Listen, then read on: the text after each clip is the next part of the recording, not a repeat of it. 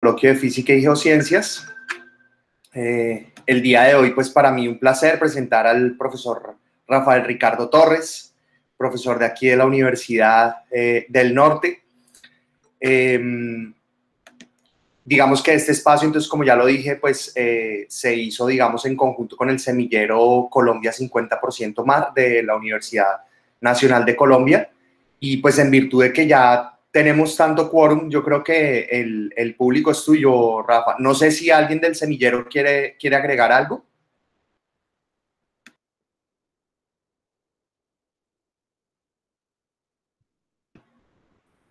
Bueno, entonces podemos seguir adelante, Rafa. Entonces el público es tuyo.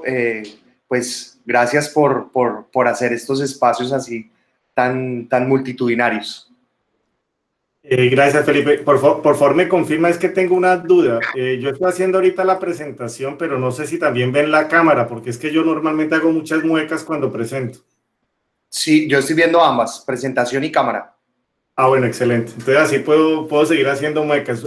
Bueno, muchísimas gracias a todos los asistentes, a los futuros geólogos de la Universidad Nacional que pues me contactaron con estas inquietudes, a los futuros geólogos de la Universidad del Norte que están aquí conectados también para conocer un poquito más de la Antártida, y a otros invitados que también están conectados. Ahí vi algunos oficiales de la Armada, algunos miembros del Centro de Investigaciones Oceanográficas, de la Comisión Colombiana del Océano. Entonces les agradezco mucho por estar acá.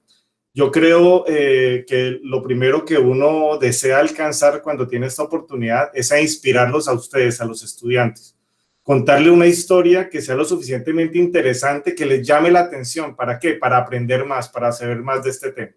Entonces, les confieso que yo no me considero experto en el tema, pero con el mayor gusto voy a compartir con ustedes lo que es la experiencia para hablarles pues de esta presentación.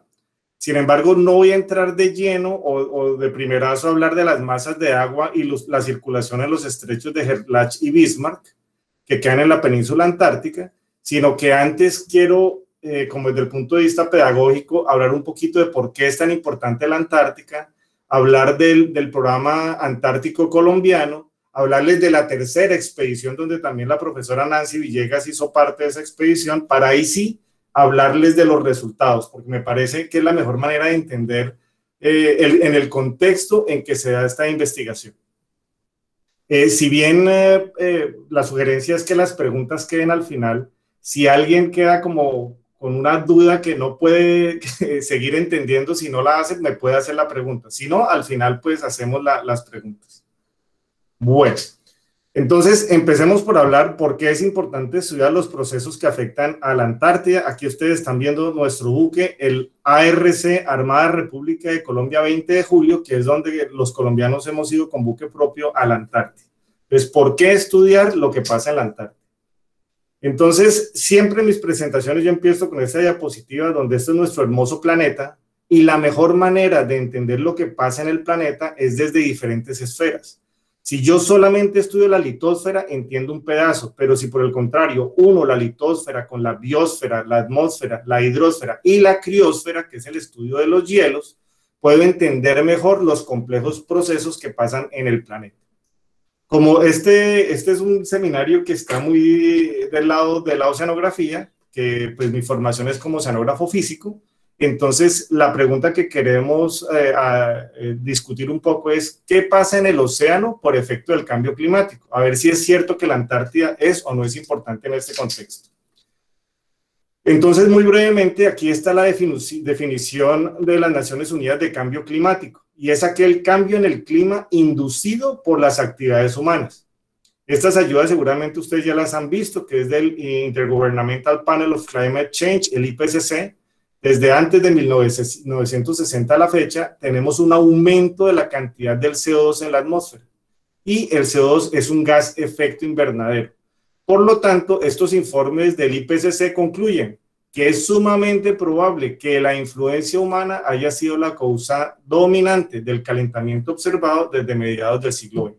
Es decir, es el hombre con su adicción por los combustibles fósiles quien está generando el cambio climático.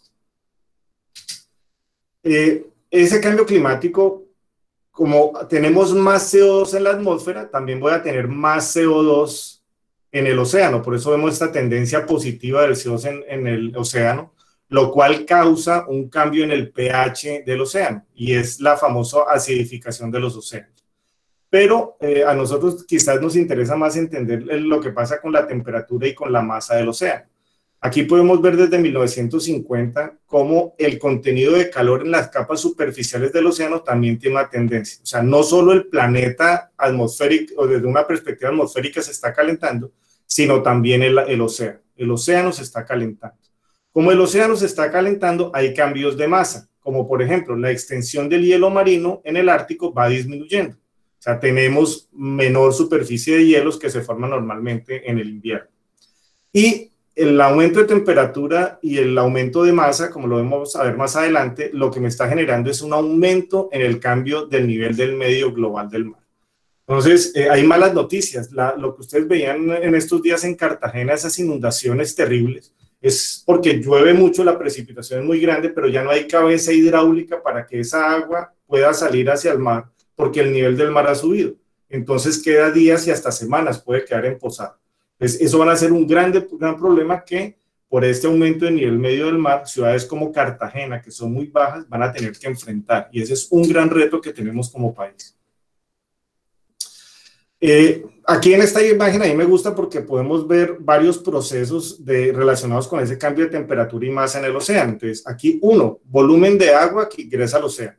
Resulta que en lugares como Groenlandia o en la Antártida existen grandes capas de hielo que se conocen como ice sheet, o en español mantos de hielo. Esos mantos de hielo pueden tener hasta más de 4 kilómetros de ancho y son miles de años de la nieve que se ha ido acumulando en estas zonas polares. Esta gran cantidad de hielo fluye como un río muy lento hasta el mar, y este río de hielo son los ice shelves, que en español podemos llamar plataformas de hielo o glaciares. Y estos glaciales, como están encontrando en un océano más caliente, la temperatura está más caliente, se están derritiendo. Entonces, este volumen que antes estaba en la corteza terrestre, sale de la corteza terrestre y ahora está en el océano, aumentando el nivel del mar. También un problema con el cambio en la circulación meridional profunda. En la Antártida hay zonas como por ejemplo el mar de Weddell, donde la plataforma continental se forman aguas muy, muy frías, que tan pronto salen de la plataforma continental, llenan los océanos profundos del mundo. Ese tipo de agua se llama agua profunda de la Antártica o Antarctic Bottom Water. Pero esta agua también se está calentando. Fuera de eso, parte de lo que les voy a contar es un agua caliente que se llama Circumpolar Deep Water, que rodea la Antártida y ahora entra y cada vez llega más y se ubica debajo de los glaciales.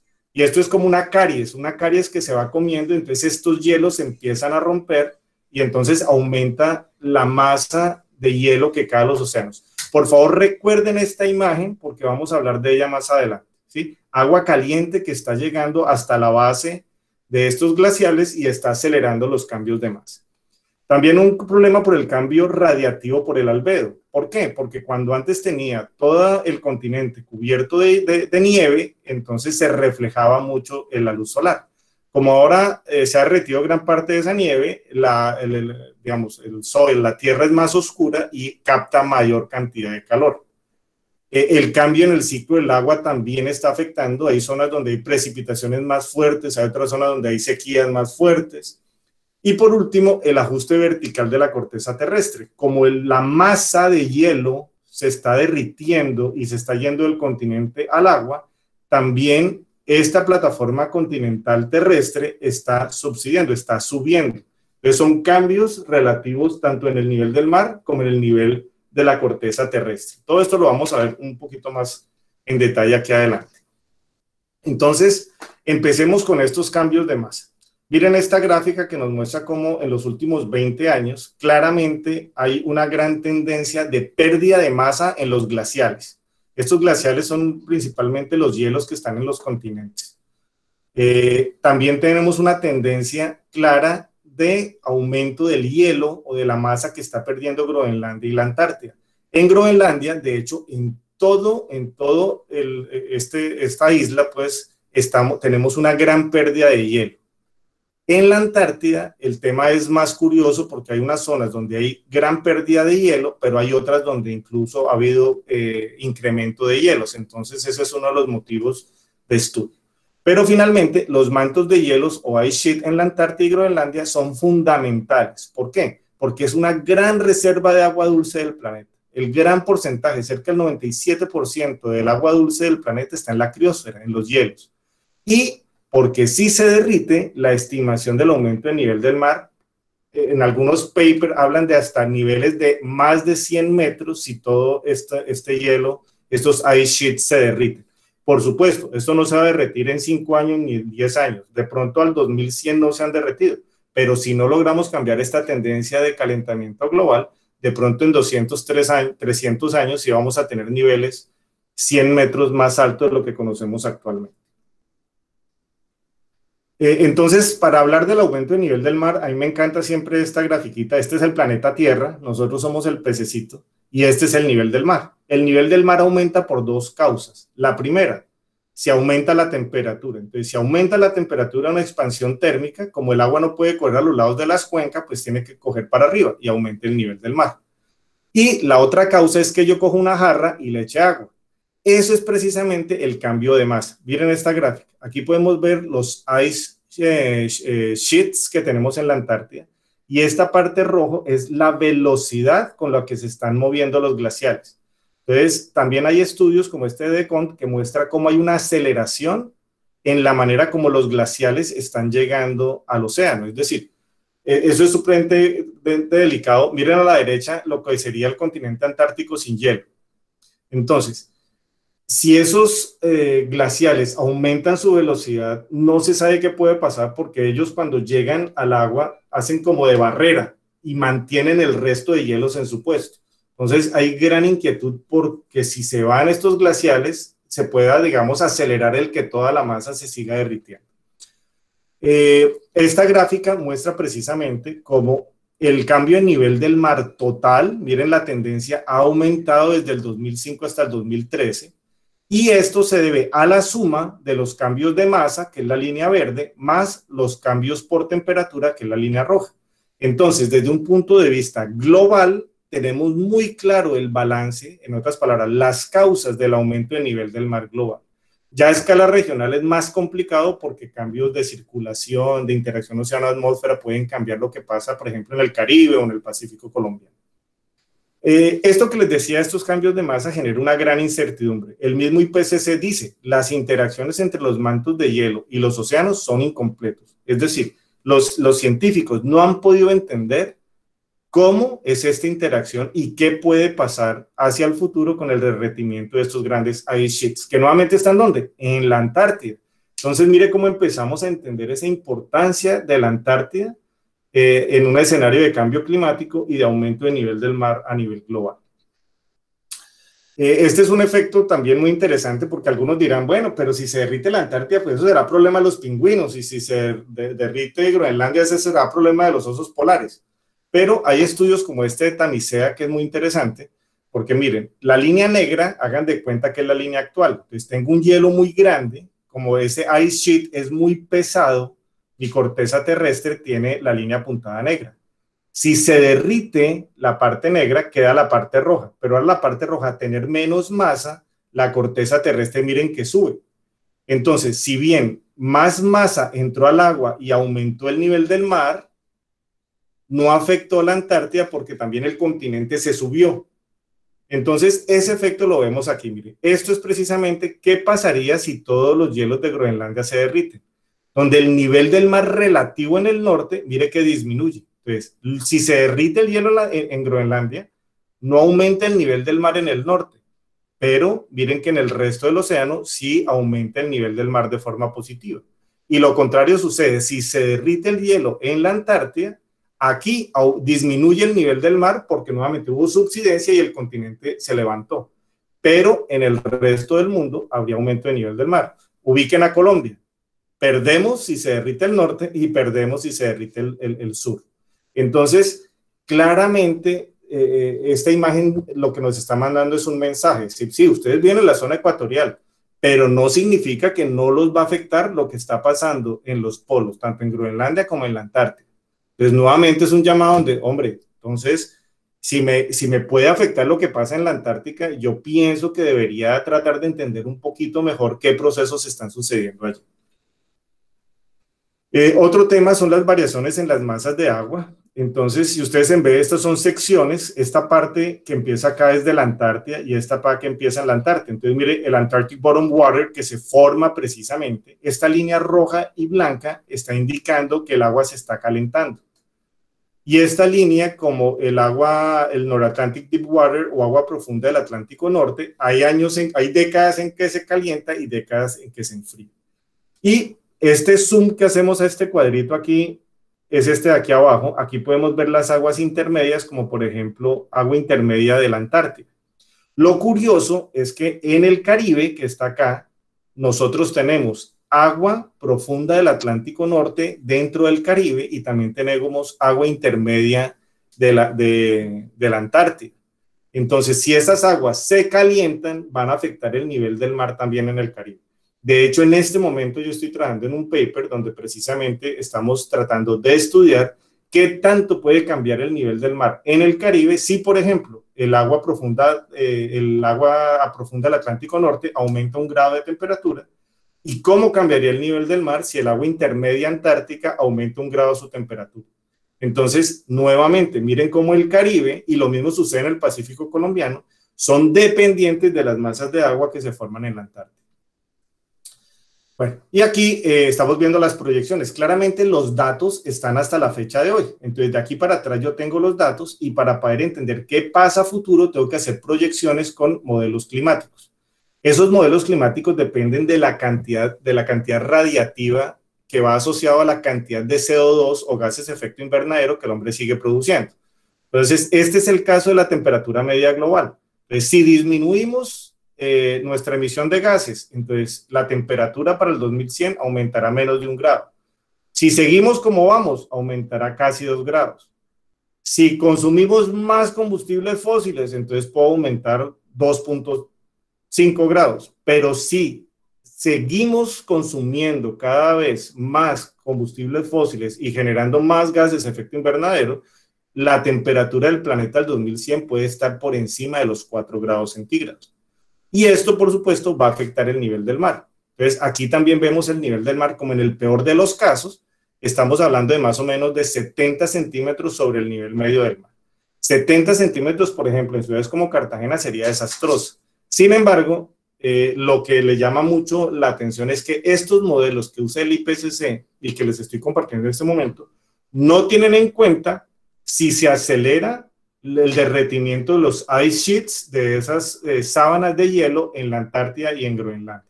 Entonces, casi que esto que estamos viendo es el límite inferior de lo que probablemente sucederá con el nivel del mar para finales del presente ciclo. Yo no sé ustedes, pero cuando yo escucho eso, mi conclusión es que, hombre, de verdad que sí necesitamos entender qué pasa en la Antártida, porque como ciudadano del planeta, lo que pase allá nos va a estar afectando.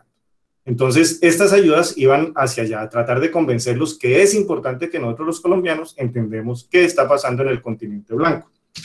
Y si estamos de acuerdo con que es importante, pues esto me lleva a la segunda parte de la charla, y es contarles que Colombia tiene un programa antártico. Es decir, Colombia desde hace años viene trabajando por ir a la Antártida y entender lo que pasa allá. Entonces, miren esta foto tan bonita de un buque colombiano haciendo investigación en la Antártida, aquí con el fondo de los pingüinos. El programa antártico colombiano, entonces, por la importancia de la Antártida para el planeta, Colombia espera convertirse en miembro consultivo del sistema del Tratado Antártico, con lo cual podrán tener voz y voto cuando a futuro se decida sobre asuntos antárticos, que sin lugar a dudas afectarán a la población y el territorio colombiano.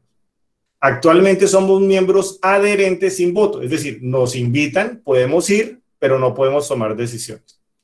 Para lograr esta meta, Colombia debe demostrarle a la comunidad internacional su interés y capacidad para desarrollar investigación de alta calidad en diferentes campos, con el fin de conocer, proteger y monitorear la Antártida como los procesos que afectan a este continente por el cambio climático. Es decir, la llave para ser miembros consultivos del sistema Tratado Antártico es la investigación. Colombia tiene que demostrar que hace investigación en la Antártida.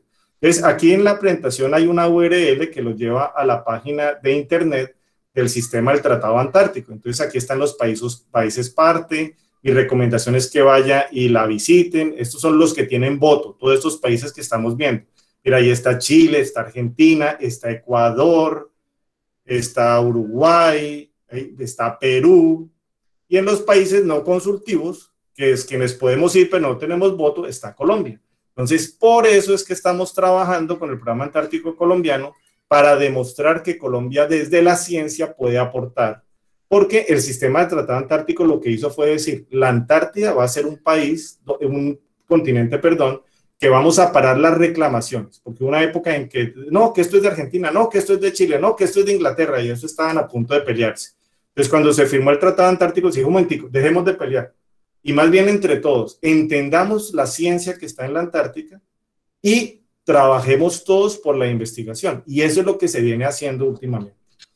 Y este es lo que el Programa Antártico, digamos, definió. Hay una serie de documentos que son abiertos y ustedes lo pueden revisar. Dense en cuenta que en 1959 se firmó el sistema del Tratado Antártico. En 1989 Colombia se adhirió y desde entonces, entre el 89 y el 2014, habían colombianos que iban en una comisión chilena, que iban en una comisión argentina. La segunda etapa empieza en el 2014-2015, donde por primera vez fuimos con un buque. Y a futuro queremos tener unas bases para hacer investigación en la Antártida. Entonces no me voy a detener mucho, pero aquí les dejo también un link donde nos lleva a la Comisión Colombiana del Océano. La Comisión Colombiana del Océano es la entidad que lidera el Programa Antártico Colombiano. Entonces aquí ustedes pueden encontrar los antecedentes, los informes de las diferentes expediciones. Entonces mi recomendación es que traten de sacar un tiempo y visitar la página de la Comisión Colombiana del Océano para ver un poco mejor cómo estamos en esta investigación de nuestro programa antártico. Bueno, dentro de este contexto, entonces, recapitulemos. Primero, importancia de la Antártica para todo ciudadano del planeta Tierra. Segundo, por lo tanto, Colombia tiene un programa antártico para hacer investigación y poder tener voto sobre lo que va a pasar a futuro en la Antártica. Y dentro de este contexto, Colombia ha hecho expediciones.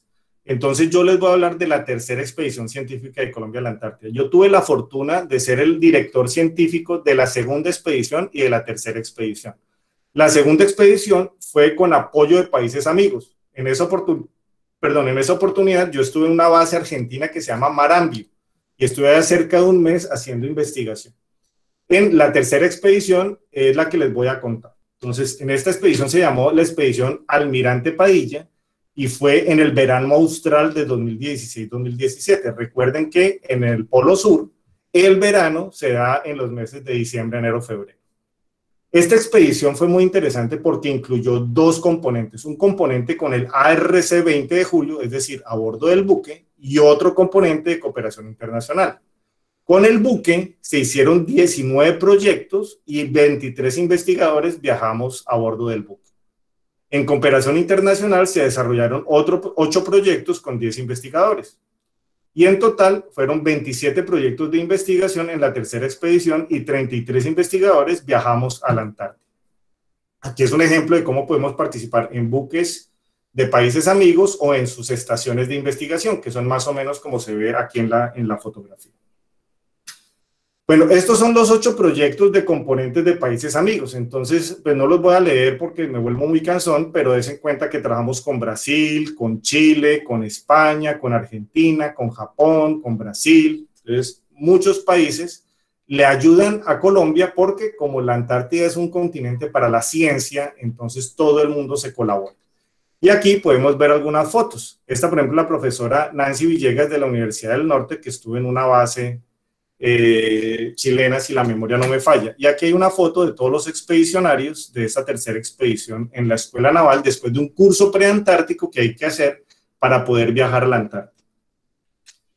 Y estos son los proyectos de investigación que se hicieron en el buque. Nuevamente no los voy a leer porque me pongo muy cansón, pero estuvo la Dirección General Marítima, el INVEMAR, que es del Ministerio de Medio Ambiente, la Escuela Naval Almirante Padilla, Escuela de Suboficiales Navales y de Infantería Marina de la Armada, estuvo en la Universidad La Tadeo, la de Antioquia, Fundación Malpelo y otras fundaciones, la Comisión Colombiana del Océano, Cotecmar, la Universidad de Antioquia, la Asociación Colombiana para el Avance de las Ciencias Físicas y Naturales, algo así es la sigla, la Universidad Nacional de Colombia, y trabajamos con el Comité Polar Español también.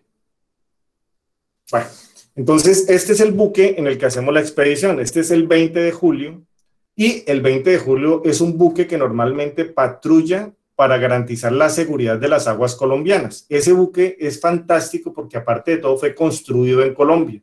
Entonces nos sentimos especialmente orgullosos porque lo hicimos en Cartagena. Y en ese buque, para poder ir a hacer investigación, se tiene que ajustarle en algunas medidas. Entonces se le colocan unos winches, que son estos motores eléctricos con unas guayas que nos permiten con la guaya bajar esta roseta con diferentes instrumentos para tomar datos. Y por otro lado, se le instala un contenedor que por dentro tiene unos laboratorios con los cuales se pueden procesar las muestras. Fuera de eso, el buque viajó con un helicóptero, el cual utilizamos en algunos proyectos de investigación, y también con una lancha a la cual se le colocó una ecosonda multihaz para tomar datos de profundidad en algunas bahías de la Antártida. Entonces, estas fueron, digamos, las herramientas con las que viajamos a bordo del buque.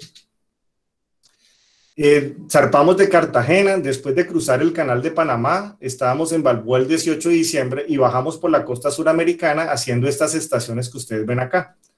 Yo aquí tengo a mis estudiantes de oceanografía descriptiva. Ellos ahorita están viendo cómo son los vientos tan fuertes en esta zona. Esto por acá queda el Golfo de Penas, y se llama el Golfo de Penas porque es de los mares más terribles que hay. Entonces el buque tiene que entrar entre los fiordos.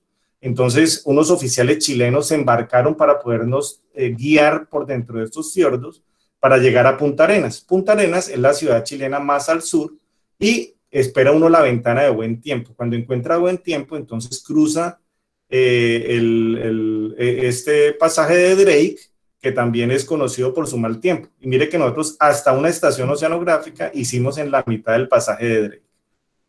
Fueron 5 estaciones oceanográficas, bajamos avistando mamíferos marinos. Bueno, y en Valparaíso también hicimos una reunión con unas universidades chilenas para contarles lo que hacíamos. Aquí pueden ver una imagen de esa sesión que tuvimos. Y aquí pues investigadores trabajando. De estas estaciones hicimos diagramas como este ETS, este es del 2017, lo comparamos con el 2015 para entender las masas de agua, y aquí, pues, aquí se puede ver la firma del agua intermedia antártica, pero pues ahorita no vamos a hablar de eso.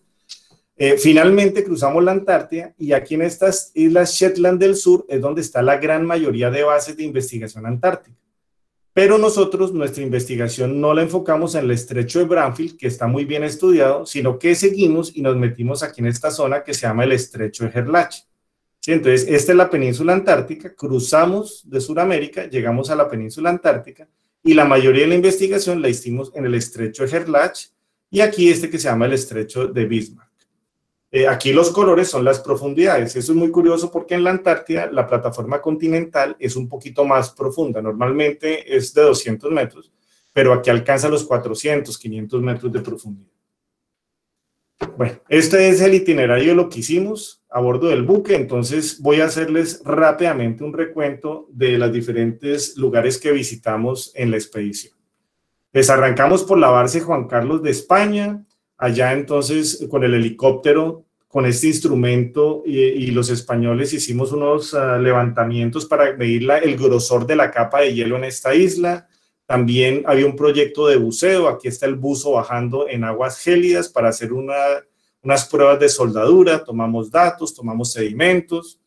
Luego nos fuimos y el 4 de enero estábamos en la base González de Chile. Aquí también hicimos todos estos trabajos con buzos en el agua, tomando datos. Después nos fuimos a la base de Yelco, que también es de Chile. Allá hicimos estaciones oceanográficas, instalamos un mareógrafo, con fotos identificamos ballenas. Ellas tienen en su cola como una huella digital. Entonces, en las fotos se puede comparar los individuos, a ver si este mismo de pronto fue alguno que en otra época del año se avistó en el Pacífico colombiano. Después nos fuimos a la base de Palmer, aquí al sur de la isla Amber. Ojo con esta base Palmer, porque en la investigación que les voy a contar tomamos datos de esta estación. Y aquí también se visitó una zona antártica especialmente protegida junto con ellos. Después nos fuimos a Puerto Miquelsen, hicimos un levantamiento de esta bahía. Entonces, un levantamiento multi-as, que es lo que mostramos aquí para las profundidades. Y es muy interesante porque mientras que estuvimos acá, hubo como 3 buques cruceros que llegaron a esas aguas que no están cartografiadas, es decir, no se tiene información de la profundidad. Entonces, con esta lancha se hizo ese levantamiento. También hicimos trabajo con buzos. Después de 6 a 8 nos fuimos a Siervacove, que fue acá. Des en cuenta, este es lo que le comentaba de los glaciales. Este es un glacial. Desde el agua, esta pared tiene como 500, 600 metros de altura y es una pared. Y esa pared es una máquina de hielo, porque ese glacial se va metiendo al agua y no solamente en la superficie del agua, sino como 400 metros por debajo del agua. Todo eso es una pared de hielo, 400 metros abajo del agua y 500 metros arriba. Y permanentemente por gravedad se van derritiendo el hielo y son todos esos hielos flotando que ven acá. Entonces, ojo, porque estos son los glaciales que están en peligro y que les voy a contar ahora más adelante en la investigación que hicimos. Después de Siervacove, estuvimos del 14 al 28 de enero haciendo todas estaciones oceanográficas. Cada puntico, el buque paró, bajó los instrumentos, tomó datos, no solamente oceanográficos, sino también muestras biológicas para estudiar, digamos, el plancton que se encontraba allá en la Antártida y bueno, todas las diferentes investigaciones que estábamos realizando. Entonces, todo eso lo hicimos aquí en esta zona. Aquí está una información de las TS. Entonces, claro, esto es un mundo nuevo. Nosotros nunca habíamos ido a la Antártida. Entonces, entender estas diagramas TS, entender las masas de agua que estaban presentes de un año al otro, era todo un reto, ¿cierto? Es como pues quien va a la luna y por primera vez empieza a entender lo que está pasando en este continente tan interesante. Después nos fuimos a la base Gabriel Castilla de España y ahí también hicimos unas tomas de datos. Después nos fuimos a la base Prat y allá, aquí por ejemplo, mire, tenían unas probetas, son como unos pedacitos de diferentes metales que se estaba estudiando la oxidación de ellos dependiendo de la aleación que tenían. Entonces aquí también hicimos algo de ciencia. Y nuestra última estación fue aquí la 12 en la base Carlini. Mire, estas son las mallas con lo que se bajaban para tomar el plancton. Y finalmente recogimos unas muestras que se habían dejado desde la pasada expedición y con eso terminamos ya nuestra expedición. En la página que les mostré, la Comisión Colombiana del Océano, entonces pueden ver el informe final del crucero oceanográfico. Y aparte de ese informe, pues que lo tuvo que hacer el jefe científico de la expedición, o sea, quien les habla, también tuvimos que hacer un informe de la expedición completa. O sea, no solamente lo que hizo el buque, sino también adicionarle lo que hicieron los otros 8 proyectos de investigación que estuvieron en la Antártida. Y aquí pueden una foto de todos los expedicionarios a bordo del ARC-20 de julio. Bueno, y hasta ahí llegamos para ya la última parte de esta sesión, que es hablar de los resultados de investigación. Voy a hacer un break un segundito y voy a regresar aquí a la página para confirmar, no sé, con alguno de ustedes si me dice que hasta aquí, si todo va bien o si hasta aquí hay alguna pregunta o duda, si no continúo. Entonces, si quieren respondemos 2 preguntas, si hasta aquí alguien tiene alguna pregunta. Bueno, Felipe, de pronto si tú me confirmas, ¿me han estado escuchando bien? Sí, perfecto. Y aquí en el chat tampoco hay preguntas, Ricardo. Listo. Entonces, espero que es porque estén interesados que no les ha dado tiempo de preguntar. Entonces, ahora sí vamos a hablar un poquito de los resultados.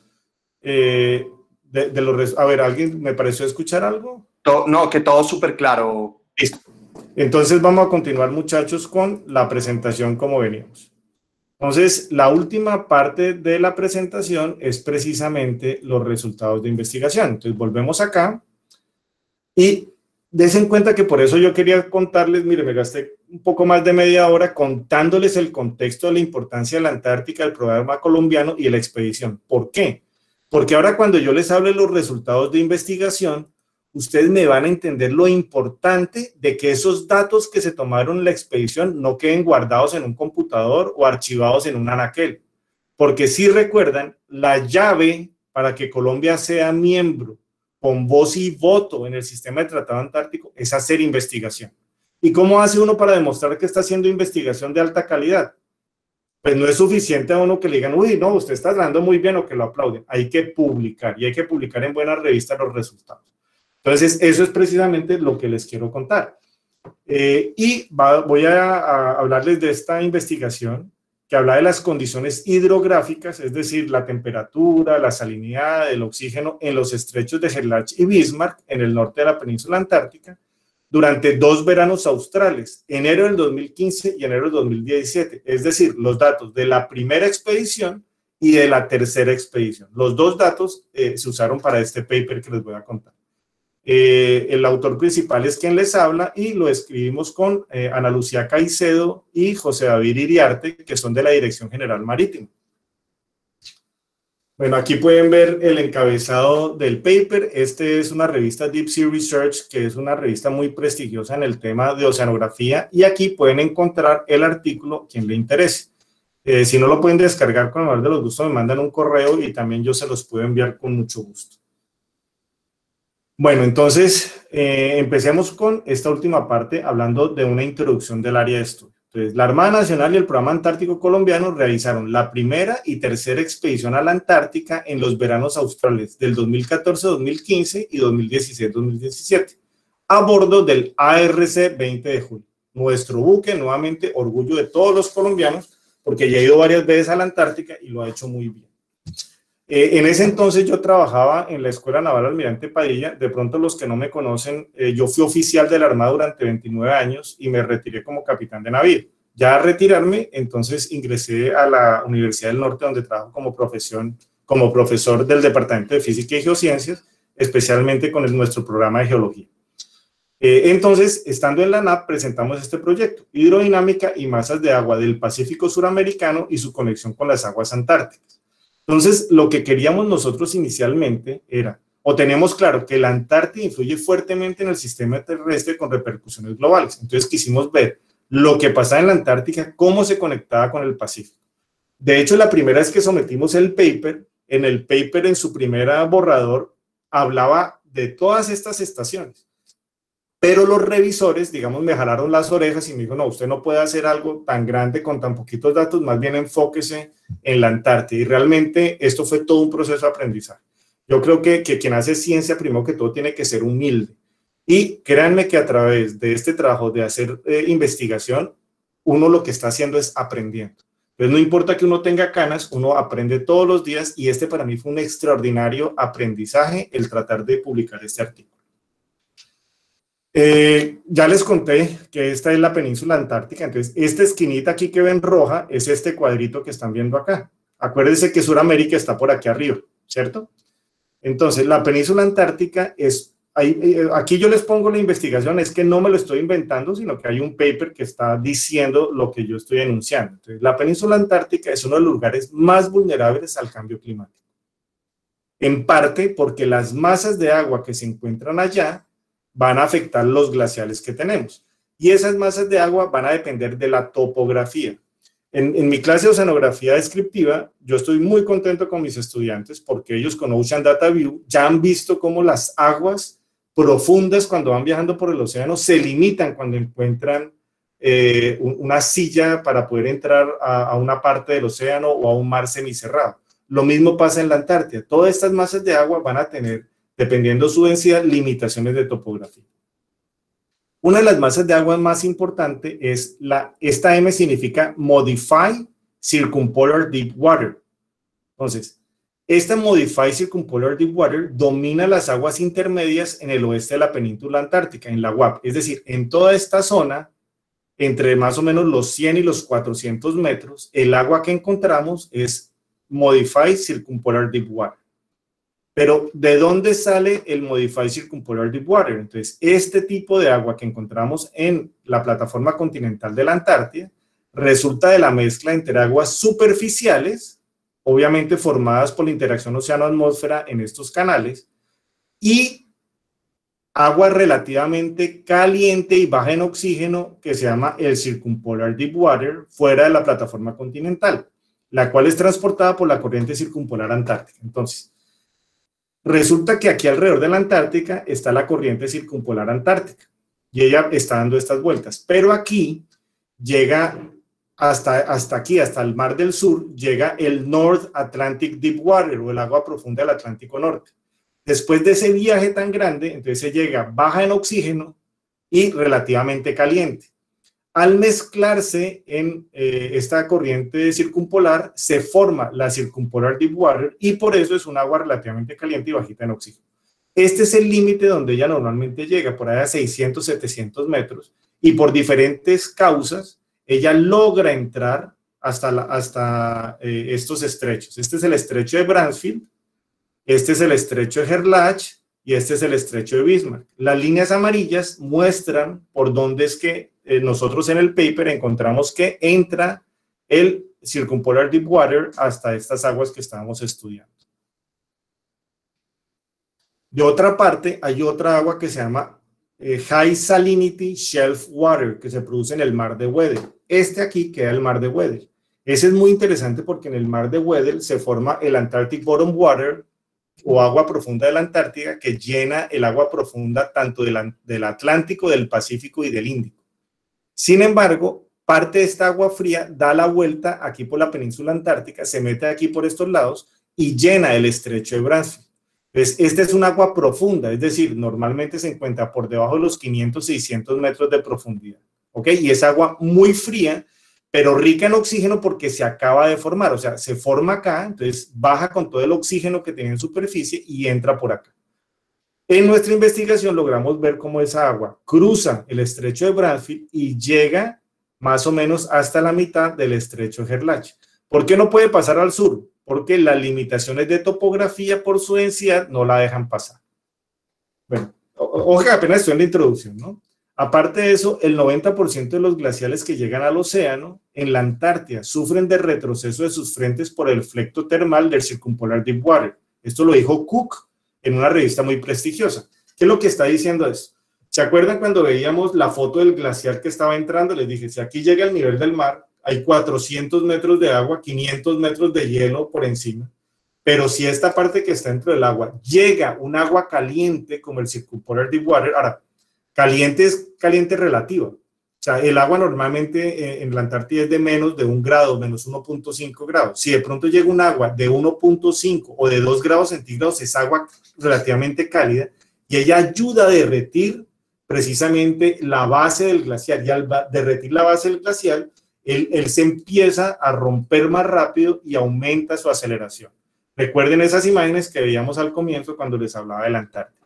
Entonces, esta Circumpolar Deep Water es un tema de estudio porque se cree que es esta agua caliente al llegar hasta los glaciares que está acelerando ese derretimiento de los hielos que me está aumentando la masa y me va a afectar el nivel del mar. Por eso es tan importante estudiar lo que pasa con esta masa de agua. Fuera de eso, aquí vean esta gráfica, aquí estamos viendo en esta línea cuando se tomaron los datos en enero del 2015 y aquí en enero del 2017. Resulta que fueron situaciones muy diferentes porque la línea azul me muestra un índice que es el SAM, el Southern Annular Mode, que es algo parecido al fenómeno del Niño, pero que cambia los gradientes de presión atmosférica y por lo tanto cambia los vientos en la Antártida. Entonces, cuando el SAM es positiva, mire, el SAM era positivo como en el 2015, entonces se intensifican los vientos del oeste, entonces los vientos en esta dirección del oeste, ¿sí? Hacia la derecha, se intensifican y eso aumenta la cantidad del Circumpolar Deep Water que sube aquí al agua. Fuera de eso, dense en cuenta que en enero del 2016 hubo un pico en el fenómeno del Niño.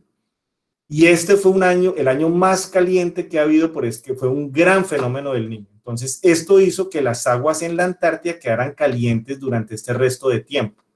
De hecho, o por eso el 2016 fue un año muy cálido, por la interacción del fenómeno del Niño y del Southern Annular Mode, el SAM. Tan es así que en la primavera austral, más o menos en los meses de agosto, septiembre, octubre, fue un récord en la disminución de la extensión de hielo marino en la región antártica. Es decir, había mucho menos hielo que normalmente se tenía para esos meses del año, porque el agua estaba muy caliente. Entonces, miren cómo los modos climáticos afectan localmente lo que está pasando en la Antártida. Bueno, esa es la introducción. Como metodología, se analizaron 20 y 22 estaciones hidrográficas realizadas en enero del 2015 y enero del 2017. Aquí en rojo son las estaciones del 2015, en azul las estaciones del 2017. Noten que en el 2017 hicimos 4 estaciones en el estrecho de Bismarck, mientras que teníamos una sola estación del 2015. Y estas líneas que ven son unas secciones hidrográficas que ahorita vamos a mostrar para ver cómo era el comportamiento de la temperatura, la salinidad y el oxígeno en estos estrechos. Los datos los tomamos con unos CTDs. Bueno, ahí hay un análisis de capa de mezcla, para lo cual se usó un criterio de diferencias de 0.03 kilogramos por metro cúbico en densidad referente al dato de los 10 metros. Usamos un método que se llama análisis óptimo multiparámetro para definir los tipos de agua. Eso no es más que una matriz donde comparamos diferentes tipos de agua por su temperatura, salinidad de oxígeno y encontramos en un sector qué porcentaje del agua es, por ejemplo, CDW o qué porcentaje de agua es HSSW. Entonces, este fue la metodología que hicimos y definimos un tipo de agua superficial también para los diferentes años. Entonces, resultados y discusión. Entonces, miren aquí la temperatura y la salinidad en la capa de mezcla. Aquí en el 2015, temperatura, y aquí 2017. Miren este frente térmico. En superficie, agua más fría, agua más caliente. Aquí también se ve, pero no tanto. En salinidad no se nota. Pero desde el principio nos dimos cuenta que había un frente de temperatura superficial. Aquí pues voy a pasar un poco rápido, pero después quien esté interesado en el tema, pues con el mejor de los gustos. Este es un diagrama TS, entonces aquí tengo en gris oscuro, que serían este tipo de puntos, los que se tomaron en el 2015, en el gris claro, los del 2017. Des en cuenta cómo el 2017 fue mucho más cálido que el 2015 y más cálido que otros datos que se han levantado por allá en 1995 y 1996. Recuerden que ese año, por el efecto del Niño y el Southern Annular Mode, el SAM, la temperatura era muy alta. En Bismarck, que son estas estaciones azules, miren estas estaciones azules. En Bismarck, mire que hay una tendencia del agua profunda hacia MCDW. Por el contrario, en estas estaciones rojas y moraditas, que es aquí en el norte de Gerlach, la tendencia es hasta HSSW. Entonces empezamos a ver qué pasaba. Fuera de eso, o sea, espacialmente, miren las diferencias que había. Y había una variación interanual. Si se dan cuenta, los datos del 2015, que son los oscuros, mire que se acercan más a MCW, mientras que los grises se acercan más a HSSW. Es decir, de un año al otro había una gran diferencia en las características oceanográficas de los dos estrechos. Entonces, estas son las secciones hidrográficas. Estas 3 son del 2015, estas 3 del 2017 a la derecha. Esta es la sección hidrográfica que cruza más o menos hasta la mitad de Gerlach. Y ahí, digamos, para hacer no tan demorado el cuento, podíamos ver que en el 2015 había una lengua de agua caliente que no se notaba en el 2017. Y coincidía con una lengua baja en oxígeno que en el 2017 no coincidía. Entonces recuerden que alta temperatura y bajo en oxígeno es Circumpolar Deep Water. Desde un año al otro habían grandes diferencias entre las dos. Por el contrario, aquí en el agua profunda veíamos en el 2017 agua más fría y más rica en oxígeno, que es la firma de la HSSW, que es esta que está acá. Es decir, de un año al otro habían grandes diferencias en lo que pasaba en estos estrechos. Estas son, aquí a la izquierda, estas son secciones de esta sección que están viendo aquí roja, del 2015, y a la derecha están viendo esta sección azul, que es la de Bismarck. Entonces, aquí en la de la derecha de Bismarck se puede ver que toda el agua tenía altísima temperatura y muy bajita en oxígeno. En otras palabras, que estaba llena de Circumpolar Deep Water. Toda esta zona llena de Circumpolar Deep Water.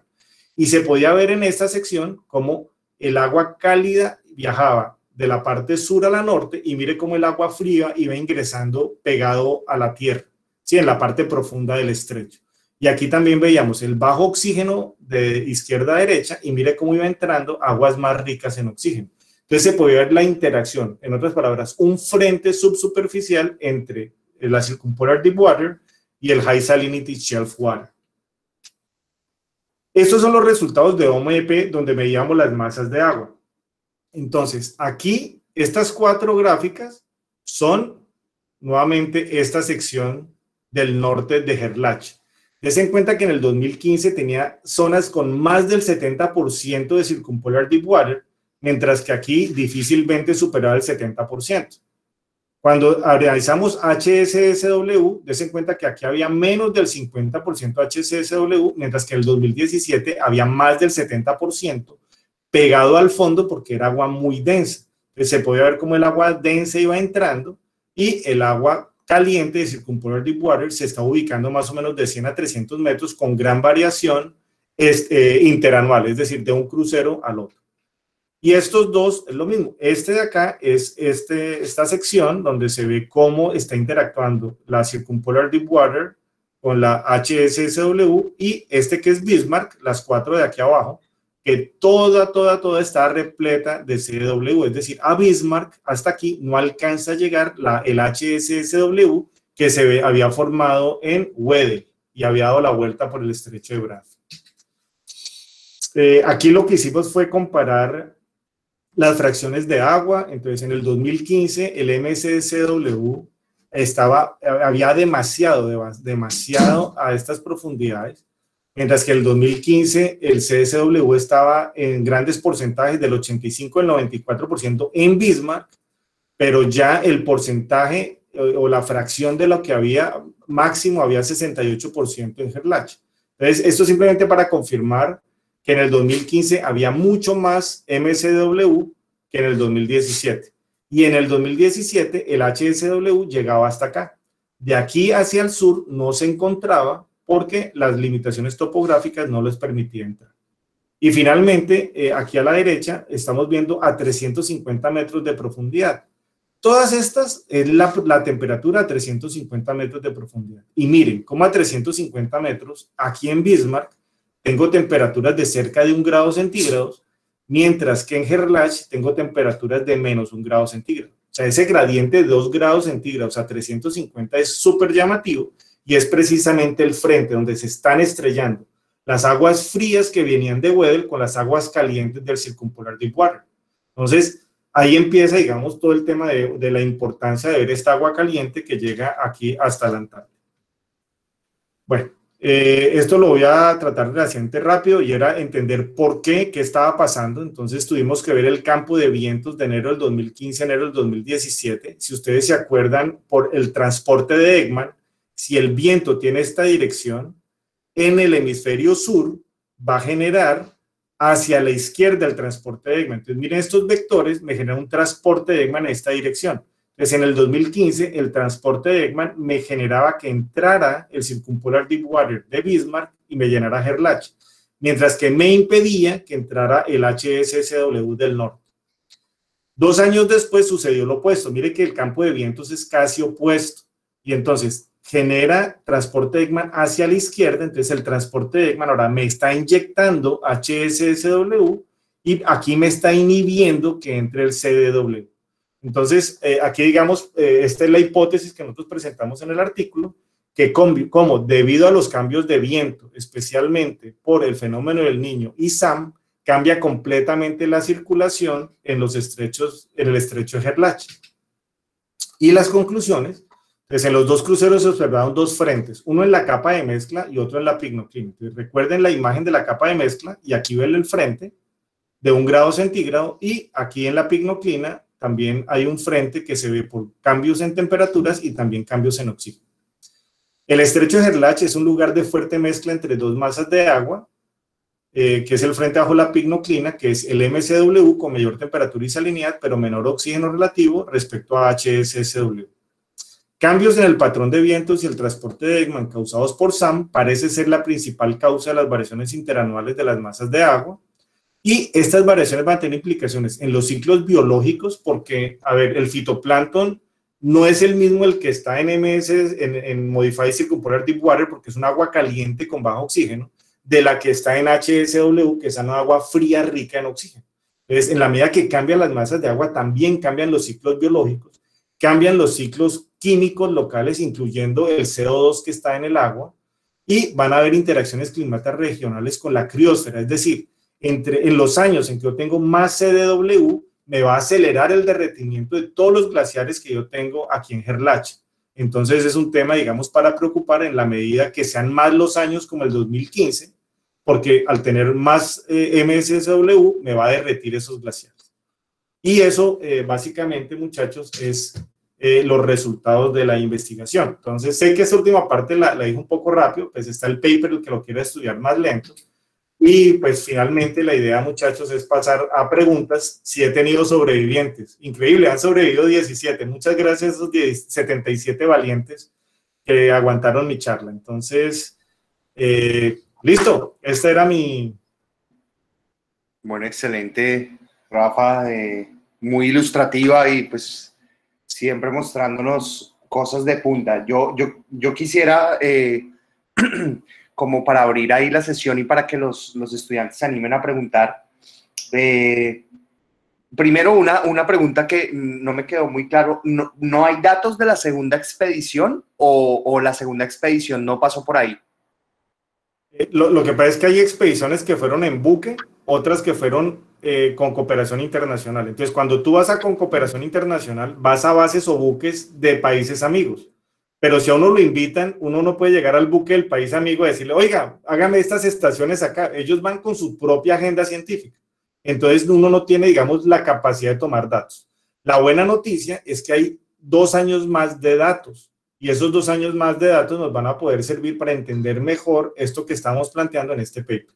Entonces, por eso no hay datos, porque la segunda fue con cooperación internacional. No, entonces, eso me lleva a la segunda pregunta que quería hacerte, y entonces es que hay datos de esas expediciones que faltan aún por procesar.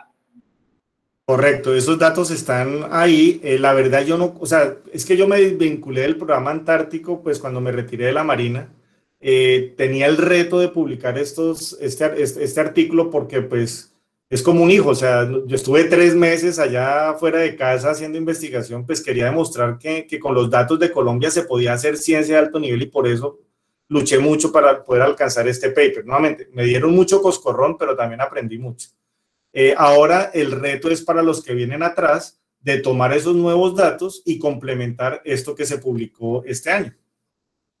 Bueno, excelente, creo que queda abierto entonces mejor dicho, muchachos, tienen que comenzar a hablar ustedes. Yo hasta aquí creo que son mis dudas, Rafa, de verdad, una vez más, muy agradecido a los muchachos del semillero también, y pues los invito a que hagan sus comentarios y abran micrófonos. Bueno, agradecerles pues a los compañeros de la Universidad del Norte. Este es un tema bastante complejo. Digamos que fue interesante pues hacer la introducción, saber ir más allá, saber de qué se trata una expedición, porque como nos hablaba el profesor, pues también se trata de la cooperación internacional, ¿sí? Entonces, pues es interesante saber que hay como ese apoyo pues en aguas, en el continente de la ciencia y la paz. Y entonces, pues bueno, como estudiante, digamos que sí es un poco complejo el tema de las corrientes, porque no tengo bases en esto, pero entiendo que todo el trabajo prácticamente se hace a partir de datos, ¿no? Datos tomados. Entonces mi pregunta es, ¿esos datos se tomaron durante cuánto tiempo? Si son significativos. Y lo otro es, ¿qué herramientas a partir de la experiencia nos sugiere a nosotros como futuros científicos, pues debemos comenzar a desarrollar, o qué habilidades, capacidades debemos comenzar a trabajar para enfrentarnos a esos escenarios?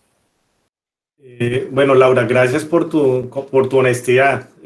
Sé que no es fácil. De hecho, yo tengo aquí un interrogante grandísimo porque nosotros terminamos semestre ahorita el viernes y muchos de mis estudiantes de oceanografía descriptiva están aquí y yo estoy que cruzo los dedos y me gustaría que alguno de ellos me dijera qué porcentaje de la charla la entendió, porque muchos de estos temas los hemos visto a través de la clase.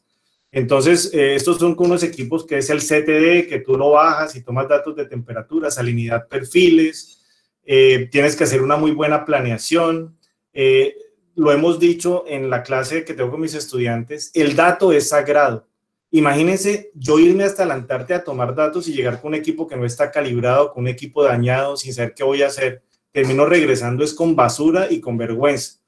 Entonces uno tiene que ser muy riguroso con sus equipos, con lo que se planea y con el desarrollo, digamos, de la investigación. Me voy a tomar la libertad de contestar. Aquí María Alejandra López Rodríguez me hace una pregunta que ya me entró susto. Me dice, buenas noches, excelente charla. ¿Hay evidencias de TBW, Transitional Sonar Water with Bellinghausen Influence, en sus resultados? Esa TBW, si la memoria no me falla, es precisamente una masa de agua de la que hablaba García con los datos que tomaron del 96. Entonces, realmente el tema es complejo porque hay muchos autores que hay veces cambian el título de la masa de agua. Entonces, uno no sabe si es esta misma o esa otra. Entonces, realmente lo que midió García y otros por allá en el 96, y también hay un grupo muy importante de brasileros que también en el 2014, 2015 ha tomado datos. Los datos que tomamos en el estrecho de Gerlach son muy parecidos. Ojo, muy parecidos en el sentido que siempre hemos visto aguas superficiales que son complejas porque está en la interacción océano-atmósfera, pero las aguas intermedias es Circumpolar Deep Water o Modified Circumpolar Deep Water y High Salinity Shelf Water, que otros autores han denominado como TBW. Es decir, no es que cambien las masas que hay en Gerlach. Lo que sí cambia es los porcentajes que hay de un año al otro. Y obviamente eso va a tener una gran consecuencia en el tema de los glaciares. Entonces, realmente sí hay ese tipo de agua, ¿ok? Juan Carlos Ospina me dice, ¿cómo vieron los países vecinos el gran aporte que hizo Colombia con base en su paper? Juan Carlos, gracias por la pregunta. Digamos que el paper es muy reciente. Yo creo que hay dos grandes alegrías cuando uno publica un paper. La primera cuando se lo publican y la segunda cuando alguien lo cita. Entonces ya mi paper tiene una cita del grupo brasilero que les digo. Entonces eso para uno lo reconforta porque quiere decir que empieza a haber un reconocimiento que efectivamente hay un aporte a la ciencia a partir de lo del paper. Los resultados se verán más adelante, pero pues claramente Colombia está mandando un mensaje y es diciendo, hombre, yo no estoy yendo a la Antártica a pasear, sino mire que también estoy produciendo ciencia. Ahora, este es un paper de mi campo, que es la oceanografía física. Hay otros papers que, por ejemplo, los biólogos han sacado. Mariluz Cañón de Dimar está haciendo una investigación espectacular con su doctorado y va a sacar unas publicaciones con esos datos dentro de poco. Entonces, digamos que no es lo único, pero es una suma de lo que estamos produciendo. Catalina me pregunta, ¿cuál es la diferencia entre MCW y el CDW? Es que, mira, la masa de agua original CDW es la que está alrededor de la Antártida. Y esa tiene una temperatura, una salinidad y un oxígeno particulares. Cuando esa masa de agua CW se sale de la corriente circumpolar antártica, sube a la plataforma continental de la península antártica y se mezcla, ojo, se mezcla con las aguas superficiales, ya no tiene las propiedades del CDW que tenía originalmente cuando le daba vueltas en la corriente circumpolar antártica. Y para diferenciarles le ponemos la M, que es modificada, o sea, sigue teniendo de alguna manera su ADN, que es bajo oxígeno y alta temperatura, pero no es exactamente la que le está dando vueltas a la Antártida, sino un poquito diferente. Leonardo me pregunta, ¿esos mismos procesos suceden en invierno antártico? ¿Existen repositorios en línea para el uso libre de datos? Excelente pregunta, Leonardo. En invierno es muy difícil tomar datos, porque la Antártica más o menos aumenta al doble su área, precisamente porque en invierno se congela o lo que se conocen como hielos marinos. Entonces, si se quieren tomar datos, casi que hay que perforar los hielos marinos y bajar instrumentos. Colombia no está en capacidad de hacerlo y muy pocos países tienen esa capacidad. Entonces, eso es uno de los grandes problemas de la Antártida, donde tenemos muy pocos datos de lo que pasa en invierno. Y los procesos en invierno son muy diferentes, porque por el frío se congela la parte superficial generando hielos marinos. El hielo, cuando se forma bottom brine o una salmuera, cambia la salinidad y hace procesos muy complicados. De hecho, hay un tipo de agua que se llama winter water, que se forma precisamente en esa interacción con los hielos. Y en cuanto a los repositorios, la verdad es que Colombia tiene algo que se llama Secoldo. Secoldo es como esa base de datos para guardar datos de oceanografía, pero todavía nos hace falta más compartir los datos. Entonces, es un proceso en el que estamos, pero no es tan fácil. O sea, los datos en la Antártida, hay algunos países que los dejan libres, pero todavía hay muchos datos que los están guardando. Sonia Stephanie Maldonado Sánchez, mi estimada estudiante, me pregunta, sin duda alguna creo que es un tema complejo de abarcar, pero que es muy interesante comparar con los temas vistos en clase. Bueno, ojalá Sonia pusiera su micrófono y me dijera, de 0 a 100, después de la clase de oceanografía descriptiva, ¿qué porcentaje de esta charla lograste entender? ¿Y cuánto hubieras entendido antes de clase? Porque esa es la otra, ¿no? El sentir que hemos progresado aprendiendo de estos temas del océano. Sonia, ¿nos vas a contestar con el micrófono o por el chat? Dame esos datos de porcentaje a ver si duermo tranquilo esta noche. John Salón me pregunta, ¿en los datos analizados de agua intermedia antártica en el estrecho de Gerlach ha mostrado alguna tendencia en los cambios de esa masa de agua y qué consecuencias posibles puede tener con esto en el Caribe? Excelente pregunta, John. Sí, no necesariamente en Gerlach, porque es que en Gerlach tenemos apenas 2 años para comparar y unos datos por allá del 95-96. Pero hay otros estudios muy juiciosos donde muestran que el Circumpolar Deepwater se está calentando, ¿cierto? Y el problema es que si esa agua se está calentando, tiene la posibilidad de afectar más los glaciales y acelerar su derretimiento. Y como les comenté en un momento, yo estoy en este momento trabajando en un paper precisamente para poder contar qué tanto podría cambiar el nivel del mar si aguas que se forman en la Antártica, como el Antarctic Intermediate Water, que es otra agua que no vimos ahorita, que si llega al Caribe aumenta 1 grado de temperatura. Entonces vamos a ver cómo nos va con esa investigación, pero pues estamos trabajando en eso. Sonia me dice que después de clase entendió un 70%, pero que antes no hubiera entendido mucho. Bueno, me alegro, el 70% es muy bien porque de verdad que estos son temas complejos y verlos por primera vez no es fácil. De hecho, yo, pues que tengo mis canitas, como les dije, la primera vez que yo mandé el paper, de verdad que fueron muchísimas las correcciones que hicieron los pares, pero les dejo un consejo. No todo el que te critica es tu enemigo, ni todo el que te echa flores es tu amigo. Si es una crítica constructiva, nosotros podemos crecer gracias a esa crítica. En otras palabras, bienvenida la crítica constructiva. Tengo aquí un investigador del Centro de Investigaciones, Ayla Tandret, me pregunta, desde su experiencia dentro del marco de cooperación internacional, ¿cuál sería el enfoque para plantear proyectos de investigación que impacten dentro de las prioridades de investigación en la Antártida, teniendo en cuenta la limitación de tiempo para tomar datos solo en verano? Sadir, la cooperación internacional es muy difícil porque, o sea, es como si usted me pide chance. Si yo voy manejando y me lo encuentro y me pide chance, pues usted tiene que ir para donde yo vaya. No se va a montar en mi carro y decir, ahora lléveme a otro lado o quítese que yo voy a manejar. O sea, cuando uno lo invitan, pues uno va a ver qué puede o no puede hacer. Por eso yo pienso que el secreto es tratar de hacer primero las conexiones con investigación y con investigadores de otros países, para ya cuando estemos trabajando investigador, ahí sí ir a la Antártida con un proyecto conjunto. De lo contrario, siempre va a ser muy limitado, digamos, el alcance de esos proyectos que van de cooperación internacional, lamentablemente, pero pues es una realidad. Michelanet Peña me pregunta, respecto al transporte de Ekman, para los 2 años que mostró, se pudo apreciar que dicho transporte limitaba la entrada de masas de agua desde algunos estrechos. Excelente, Michelle, entendiste perfectamente lo que nosotros esbozamos como hipótesis por los cambios que encontramos. ¿Existe algún momento durante el cual el transporte de Ekman permita que ingresen masas de agua desde ambos estrechos? Digamos, en los datos no pudimos ver eso. Lo que pasa es que, digamos, los campos de viento normalmente tienen áreas mucho más grandes, entonces sería muy difícil que yo tuviera un viento en una dirección, en una parte del estrecho, y otro viento con otra dirección en la parte del estrecho. Entonces yo pienso que es poco probable. Ahora, si recuerdan, cuando vimos las exposiciones de los compañeros que estaban hablando precisamente del Océano del Sur, recuerden que en el Océano del Sur casi no hay picnoclina.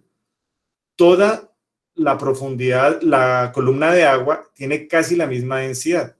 Entonces, en el transporte de Eggman, por ejemplo, en el Ecuador, que sí tengo una picnoclina fuerte, Eggman puede transportar agua de pronto los primeros 100, 150 metros. En la Antártida, como no tengo picnoclina, Eggman me puede transportar 200, 300, 500 metros de agua. Entonces, por eso es tan importante este efecto de Eggman en la Antártida. Pero muy, muy buena tu pregunta, Michelle, gracias. Carlos Jesús, mi amigo Carlos me pregunta, ¿se ha realizado alguna expedición para estudiar la interacción océano-atmósfera en su área de estudio?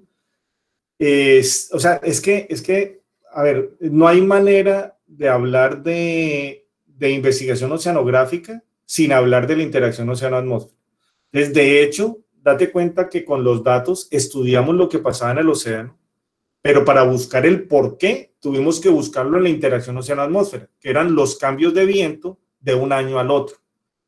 Sin embargo, sí hay cambios más puntuales. Inclusive la doctora Nancy, cuando estuvo en la base chilena, ella precisamente estuvo tomando datos de viento. Entonces hay muchas cosas que se pueden hacer sobre interacción océano-atmósfera, pero no puede, acuérdense lo de las esferas. Yo no puedo entender la hidrosfera si no entiendo la atmósfera. Y en la Antártida, si no entiendo la criósfera. Y los dos me van a afectar, la biosfera y la litosfera. Entonces es un solo planeta y por eso tenemos que aprender a trabajar juntos. O sea, si tres geólogos se sientan a trabajar juntos, van a producir, pero si se siente un geólogo, un meteorólogo, un oceanógrafo, un administrador y hacen ciencia juntos, van a encontrar cosas fenomenales. Entonces, qué buena la investigación interdisciplinaria para, como dice el dicho, solo puede que llegue más rápido, pero cuando voy con otras personas voy a llegar más lejos. Bueno, muchachos, de verdad que estoy muy, muy contento de mirar esas preguntas tan interesantes, muy orgulloso de mis estudiantes porque me hicieron unas preguntas que se nota que hemos progresado y ese es el sueño de cualquier profesor, entonces me alegro mucho. Y bueno, a los muchachos de la Universidad Nacional también, muchas gracias por haber tenido la paciencia de escucharme. Espero pues haber podido darles algo de la información que querían conocer. Y, mira, aquí está mi... Está Nancy. No sé, profesora, si le gustaría de pronto abrir micrófono y participar. No, tranquilos, yo realmente, qué pena, recién acabé de entrar porque estaba en una reunión aparte, así que tenía muchísimas ganas de estar aquí en la reunión y poder escucharte, Rafael, pero pues bueno, veo que por las preguntas que están haciendo, la charla fue bastante animada y concreta y pues bueno, felicidades por tu charla. Pienso que en la grabación después la voy a ver. La charla queda grabada, profesora. Después le envío entonces a Mariana el link de la grabación. Excelente, excelente. Muchísimos saludos, Rafael. Qué bueno que estés aquí con los chicos. También, Nancy, yo te aprecio y te admiro mucho y es para mí una alegría y felicitarte por ese semillero que estás construyendo en la universidad y como siempre, bienvenido a hacer puentes. Qué bueno comunicarnos mejor entre Barranquilla y Bogotá, no estamos tan lejos. Sí. Excelente. Bienvenido, en serio. Y si se le ofrece el espacio para querernos hablar acá también, entonces abiertísimo, profesora. Sí, ya habíamos hablado con María Alejandra, la compañera, así que puede ser que a finales de noviembre o principios de diciembre tengo la oportunidad. Excelente. Bueno, muy buenas noches. Hola. Sí, hola, Mónica. Muy buenas noches. Sí, Mónica. Muy buenas noches. Rafael, recién puedo escuchar su nombre. Bueno, yo soy del Instituto Antártico Ecuatoriano, ahora Instituto Oceanográfico y Antártico Ecuatoriano, de la Armada. Muchas de las cosas, bueno, primeramente mi colega, porque también soy oceanógrafa, y bueno, hace mucho tiempo que no escucho la cátedra, y su explicación ha sido bastante detallosa, he recordado muchas cosas y otras cosas pues necesito un poco más de estar al día en esta situación, en estos asuntos de la teoría y de la práctica para poder estar más o menos en el nivel que usted tiene de conocimiento. Pero muchas de las cosas que usted ha mencionado a los muchachos, a los chicos, respecto a la utilidad de publicar, a la necesidad de no solamente viajar y tener información, de generar datos, digamos, no es suficiente, es necesario publicarlas, es necesario compartir la información. Esto que usted dice, por ejemplo, de que para poder generar una cooperación científica es necesario, en primer lugar, poder por ejemplo, ponerse en contacto desde los niveles bajos, me refiero a los niveles operativos, los niveles investigativos, los científicos que están interesados en un tema, es supremamente importante. Es la primera cosa que debe generarse para poder ir consolidando una cooperación hacia un proyecto. Son cosas importantes, son cosas interesantes que se dan, y qué bueno que lo dice, porque entonces estoy viendo que no estoy del todo, digamos, equivocada. O sea, en realidad esa es la verdad. Todo esto se genera a través de las conversaciones que se dan tempranamente y que luego llegan a un punto ya de madurez en la cual ya puede uno, digamos, ya ofrecerlo a un programa para la ejecución posterior. Eso es importante. Yo le felicito mucho al programa Antártico de Colombia, a todos los estamentos que forman parte de este grupo fuerte, a usted que ha sido parte de jefe científico de expedición, que usted yo lo siento con una pasión por la investigación y que bueno, que se descubren sus estudiantes. Lo felicito y yo espero que aquí con Ecuador en un futuro cercano pudiésemos hacer trabajos conjuntos allá en la Antártida. Ustedes tienen algo muy importante que son como Colombia, que son todas estas naves, estos buques de investigación que les dan a ustedes mucha fortaleza en la ciencia.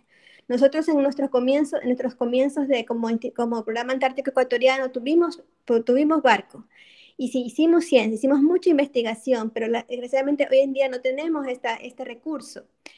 Pero la Antártida hace posible que los países se junten fuerzas junten fuerzas y hagan cosas conjuntas que los llevará a cosas mucho más, digamos, más grandes. Como usted dice, eso es importante. Y bueno que estén aquí los chicos, los muchachos, los estudiantes. Ustedes llaman semilleros, no sé, tal vez están tratando de promover proyectos cortos, proyectos pequeños o los nuevos investigadores. Esto es algo súper importante. Y bueno, y yo los felicito y qué bueno que estoy compartiendo con ustedes y espero prontamente poder compartir con los colegas de oceanografía aquí en Ecuador, o si no con los colegas del INOCAR, que son gente que trabaja en la parte científica, en la parte de oceanografía, con ustedes para poder intercambiar criterios e ideas en este tema que es, en esta área que es la Antártida, que es una cosa muy, muy apasionante. Realmente lo que usted dice, de no solamente quedarnos en el mar, sino también vincular la criosfera, vincular la parte terrestre, todo esto de aquí mueve cosas y eso es importante. Eso es lo que quería compartir con ustedes. Mónica, muchísimas gracias y qué bueno que has estado conectado. Ecuador ha sido un país amiguísimo de Colombia, no solamente para la Antártida, sino para todo lo que hemos hecho, no solo, también con el ERFEN, estudiando fenómeno del niño. Ahí tenía yo una de las fotos en la base Maldonado, nos recibieron espectacular. Entonces, sí. Si hay un lugar donde la cooperación internacional funciona, mis estimados muchachos, es la Antártida. Así es. Porque las condiciones son tan agrestes que la única manera es darnos la mano, el ecuatoriano con el colombiano, con el japonés, con el coreano, con el ruso, con el gringo. Todo el mundo se colabora, realmente que es un espectáculo. Y Ecuador, cuenten con eso, tienen una espectacular base, la base Maldonado, y ojalá, como lo dice Mónica, podamos hacer investigación a futuro. Yo no puedo dejar de contestar una pregunta que me está haciendo Julián Emilio Pacheco, porque es que es una pregunta espectacular. Él me dice, y discúlpenme si estoy abusando de su tiempo, pero es que de verdad que es una pregunta interesante. Julián me pregunta, basado en las relaciones del transporte de Ekman y los movimientos convectivos de las aguas provenientes de Weddell, estás hablando perfectamente de oceanografía, Julián. ¿Es posible establecer una tasa de derretimiento de los glaciales en el estrecho? Esa es la segunda parte del estudio. Entonces, hay otros países que llevan estudiando mucho tiempo la criosfera. Digamos, nosotros en Colombia, pues como no tenemos muchos hielos, pues no tenemos expertos en criosfera. Pero ese es precisamente el reto futuro. ¿Por qué? Porque es que hay dos causas que la comunidad científica entiende para el derretimiento de polos y hay una gran discusión si es A o B. La A es porque la temperatura ambiente es más cálida, entonces se derriten los glaciales. La B es porque la Circumpolar Deepwater está entrando más a los glaciales y los está derritiendo. Entonces, este es un laboratorio espectacular para eso. ¿Por qué? Porque en Bismarck es solo CDW, mientras que en Gerlach, dependiendo del año, también puede haber ausencia de CDW. Entonces, si se mide el cambio de los glaciales de Bismarck y Gerlach en el tiempo, se podría encontrar cuál de las dos, si la atmósfera o la interacción oceanográfica de esta masa de agua es más importante. Entonces, qué buena esa pregunta y muy interesante. Estoy aquí repasando. Bueno, creo que ya no tenemos más. Aquí tengo una pregunta, Marco Antonio. ¿En qué meses se tomaron los datos de 2015-2017, teniendo en cuenta que los vientos cambian su dirección y si es verano o invierno? La pregunta es porque una de sus conclusiones fue una masa de agua cálida estaba calentando el oeste de la península antártica debido al transporte de EGMA y ENOS. Las dos expediciones se tomaron datos en enero. ¿Y por qué vamos en enero? Porque es en la época en que hay menos hielo marino y entonces el buque puede navegar sin estar en peligro. Entonces, realmente comparamos enero de 2015 con enero de 2017. Bueno, no los voy a torturar más.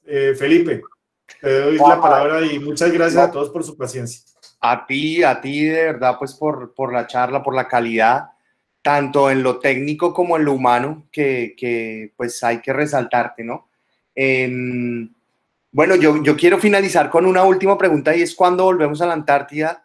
Y si colectaron sedimentos de fondo en alguna de las expediciones. Digamos, la Antártida, si tuviste una pregunta, Sadil Latendresse, él ya hizo su curso Antártido y este diciembre ellos zarpan. No sé si Sadil pueda poner el micrófono y contarnos un poquito de esta expedición que se va en diciembre. Si todavía está Sadil a bordo. Profesor, buenas noches. Sí, señor. Buenas noches a todos. Mi nombre es Sadil Latendresse, trabajo en el Centro de Investigaciones Oceanográficas e Hidrográficas del Caribe. Este año tengo la fortuna de participar en cooperación internacional, precisamente con Ecuador, en la expedición antártica. Vamos a estar en la base Pedro Vicente Maldonado desde el 15 de diciembre hasta el 15 de enero y el proyecto que planteamos desde la DIMAR para esta expedición es estudiar el aporte de la presión atmosférica y del viento dentro de estas variaciones, dentro de las variaciones de nivel del mar. En pocas palabras, lo que queremos hacer, lo que vamos a hacer es instalar un mareógrafo y una estación meteorológica prácticamente lo más cercano al mareógrafo y poder registrar una serie de datos por lo menos durante la mayor cantidad de tiempo que estemos allá para estudiar, digamos, lo que podamos identificar estos procesos de interacción en los datos que se registran. Gracias. Y de la segunda pregunta, Felipe, pues aprovechando que la mayoría aquí son geólogos, si no formados, sí en potencia, la mayoría. Uno de los problemas que tenía el programa antártico cuando revisamos la agenda científica, que está en la página de la CCO, era que nos faltaban proyectos de geología. ¿Por qué? Porque dentro de la visión que tiene el programa antártico colombiano, es a futuro poder crear una base de investigación colombiana en la Antártida. Y eso de construir una base pasa por entender mucho los procesos geológicos que hay, digamos, en la plataforma continental y en la zona ya pues terrestre. Entonces, esto funciona con unas convocatorias. Entonces, ir a la Antártida, aunque no crean muchachos, no está tan imposible. Yo no pensé que fuera a ir y mire, terminé yendo 2 veces. Entonces, el secreto es tener un buen proyecto. Y estoy seguro que en los temas de geología se pueden encontrar interesantes proyectos y obviamente interés y leer un poquito más del tema, pero no tenemos datos, o sea, se tomaron datos de sedimentos con draga, pero muy superficial, pero yo pienso que el programa antártico colombiano se enriquecería mucho con algún proyecto de geología que hasta donde yo conozco no se ha presentado. Ah, bueno, pero si hay muestras de dragados. Sí, pero con estas dragas chipé que son superficiales, que apenas salen los sedimentos muy en superficie. Ojalá se puedan hacer cosas más interesantes. Más grandes, sí.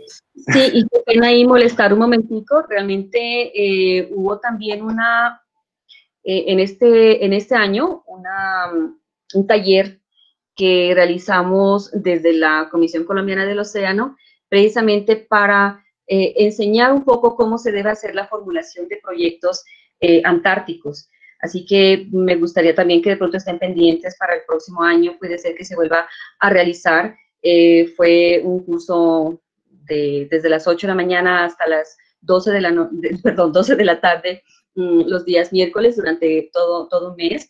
Y pues las personas que estuvieron allí como que entendieron un poco de qué es lo que se requiere para hacer este tipo de proyectos, lo importante que es, como decía en este momento el profesor Rafael, hacer también en unión con otras universidades o también otros países que estén haciendo una investigación similar a la que quieres. Así que entonces pienso que es muy importante que ustedes empiecen como que a leer bastante del tema, a conocer quiénes están trabajando en el tema antártico y, lógicamente, hacer preguntas. O sea, no tengan temor de acercarse, de hablar. Está Rafael, están otras personas también que han trabajado ya también de la Universidad de Antioquia, bueno, de todas las universidades. No tengan miedo ustedes de tratar de conocer aún más, ¿sí? Y bueno, de estar pendientes de la página web, de las convocatorias, de meterse, de hacer mucho más estudio, no solamente de lo que te digan en la charla, sino de que tú mismo te acerques y empieces a revisar con quién empezar a trabajar, ¿sí? Eso es. Bueno, excelente. Muchas gracias entonces a todos por la participación. Rafael, de nuevo, muchas gracias. A la profesora Nancy, a todos los que participaron con sus preguntas y aportes. Entonces, pues pendientes de la grabación. Muchas gracias, Rafa. Nos vemos entonces en un próximo coloquio. Hasta luego a todos, un placer y muchas gracias por su paciencia en haberme acompañado. Saludos a mi estimada Nancy y a todos. Por aquí siempre a la orden. Gracias. Bueno, hasta luego. Muchas gracias. gracias. Gracias. Felicitaciones. Muchas gracias.